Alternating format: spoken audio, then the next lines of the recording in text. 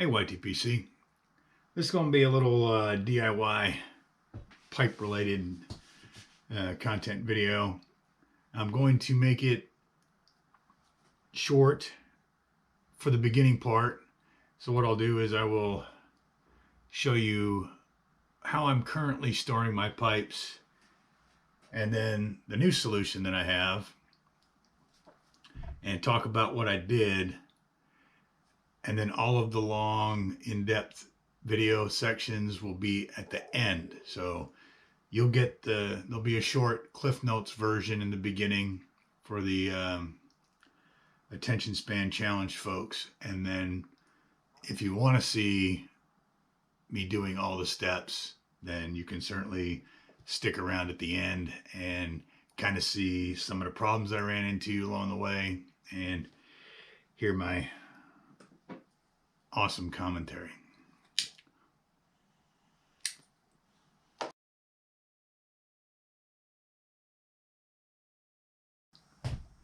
Okay, now for the Cliff Notes version. I'm going to throw a picture up. This is how I have been storing my pipes after they've been cleaned. I know, beautiful, right? Luxurious egg cartons. So, found this guy on Etsy. It's a vintage antique, all teak wood 21 pipe stand. And I picked it up with shipping all the way to here for $100. Now, if you look at the prices of other pipe racks that are much smaller and probably more cheaply made, it seems a lot of the stuff being produced now, even from China, is way more expensive than this even.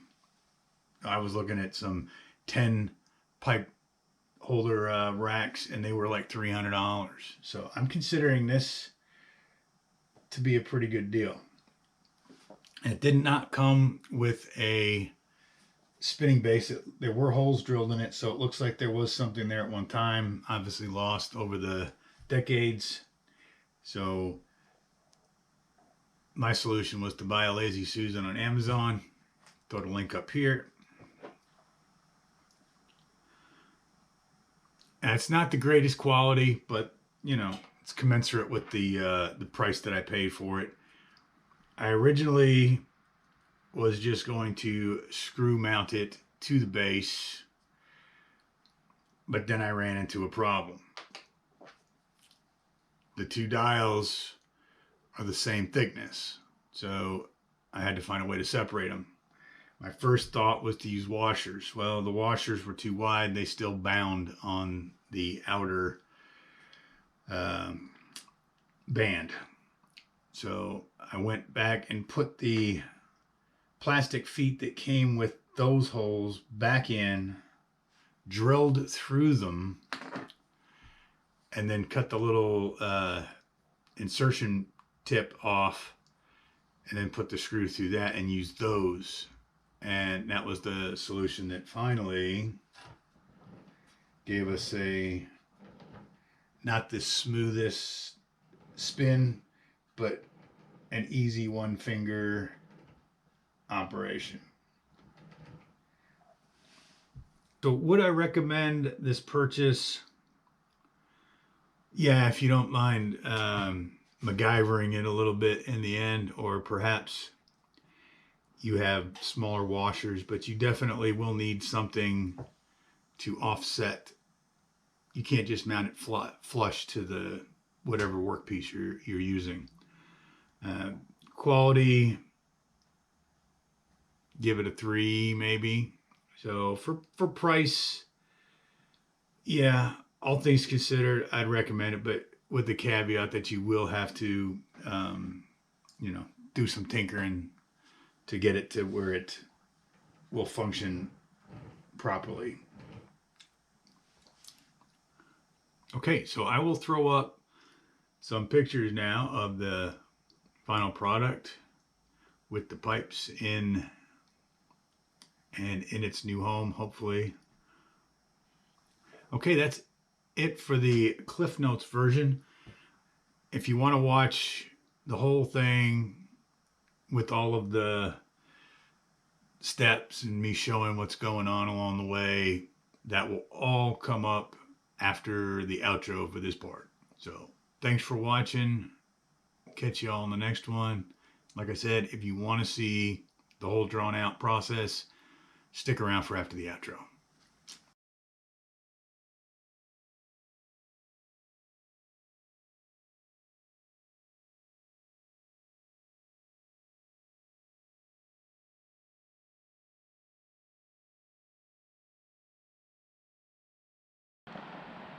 Cold and rainy. The pallet wood pipe rack construction will have to wait since I have to roll the saws outside. It's too wet for that. Plan B. But today's project is to put a Lazy Susan on it. So when I sit it on the shelf, it can spin.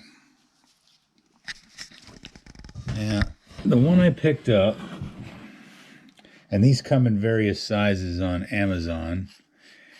I'm sure really not the highest quality, but I'll put on the screen how much I paid for this. And like I said, it's not super high quality. You can see there's ball bearings in there. But for cost and the light duty that I'm going to be putting it through, I think it'll work. Now, it came with plastic feet on these sides and on this side here. So I popped these out because these are where I intend to put the screws into the base of the pipe rack. So I went with keeping the wider one with the feet on it. Now, these feet that came on here, I don't know how good they're going to be at gripping without a heavy load on them. They're kind of that hard plastic. I mean, okay, I guess they provide a little bit of friction, but... So yeah, that's the plan. I'm going to get the underside prepared, basically lay this down, and then just use this to punch 4 holes, which is what I've done. I'm not sure if you can see them. And then I just used this guy just to start a small penetration into the wood itself. Now the screws I'm going to be using are these guys.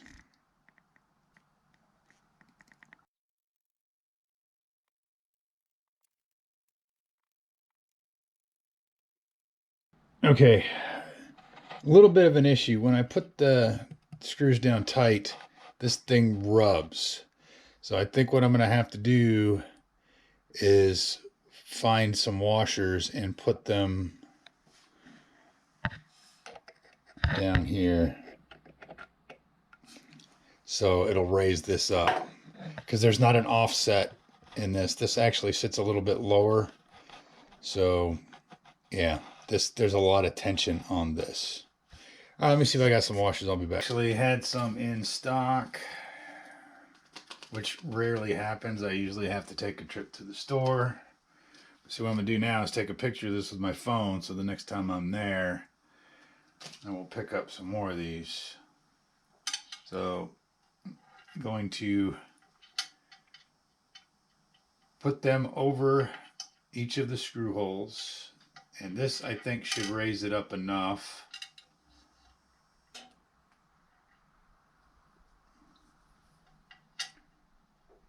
so that the wheel won't bind.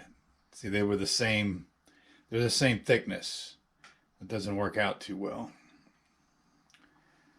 when you're trying to get one to spin and the other one not. Once you tighten it down, it doesn't move. Now this is going to be really a pain in the ass, as you can imagine.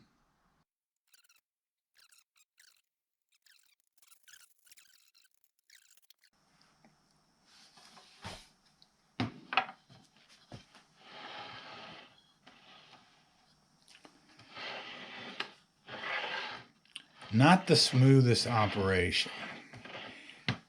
I don't know if this was designed to need more weight. It's still binding. I don't know if it's binding on the washers.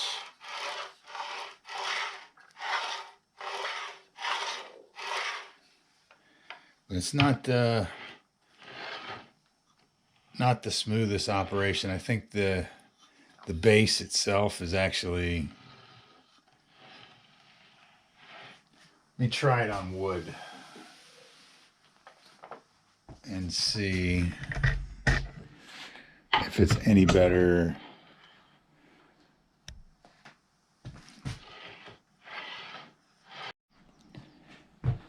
Okay, I think I'm gonna have to call this a fail. Okay, yeah, the washers are scratching this edge. So I think the only way to make this really work, I'm gonna have to find a way to raise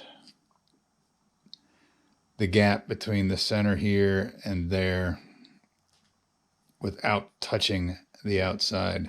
So I may need to do surgery on these things. Come back when I figure something out. Okay, where I'm at now is I put these little plastic things back on. They actually go all the way through. So my plan now, because they seem to work as pretty good washers, they will raise it up a little bit higher than I was hoping for. But to take this small drill bit and drill a hole through them, and once I do that,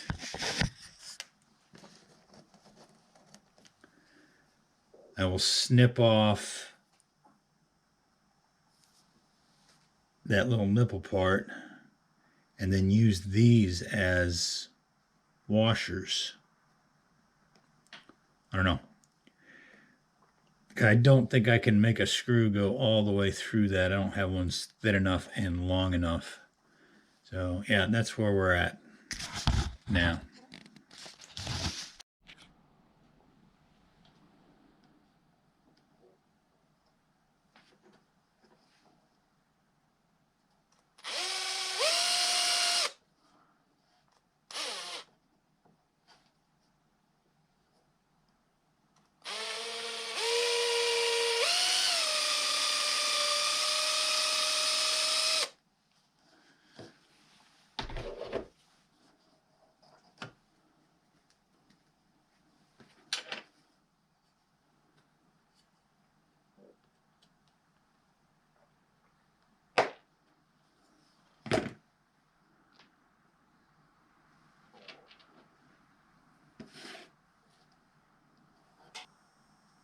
I don't know if the pre-drilling was necessary, but it seems to help.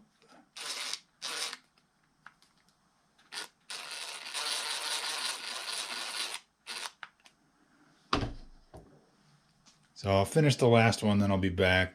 I'll have to back these screws down a bit. Now, hopefully this solves our issue and turns this. Maybe it wasn't as cheap as I thought. I don't know. We'll see. Okay, I'm going to not use the electric on this. I'm going to try and start them.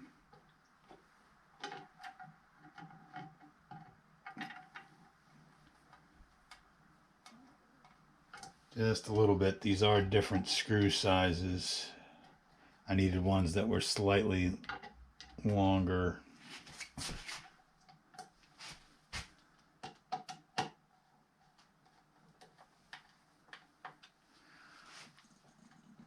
But they are self-tapping, so I want to make sure I'm actually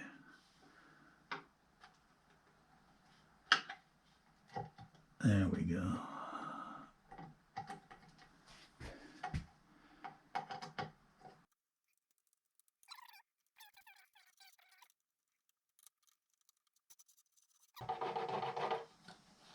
Maybe feels slightly better, not a lot. Oh yeah, okay. I'm still not going to give this thing 5 stars or 4 stars, the base, but definitely I'd give it 3.5, maybe 3.5. At least now we get some nice single. You can spin it without the whole base moving with it. So I am happy. Gonna call it a check mark. So if you do get these guys, don't throw away the plastic on the other side. As you can see, they came in handy for washers, or maybe you have smaller washers. Whatever you use to displace the ring difference, make sure it does not cross over that line, because given the fact that they're the same height, it will bind and cause you issues. And not the smoothest operation, but like I said, for a inexpensive fix, overall I'm going to say it's a success now. All right, I will throw some pictures up at the end with the rack filled with pipes in its new home. Thanks for watching.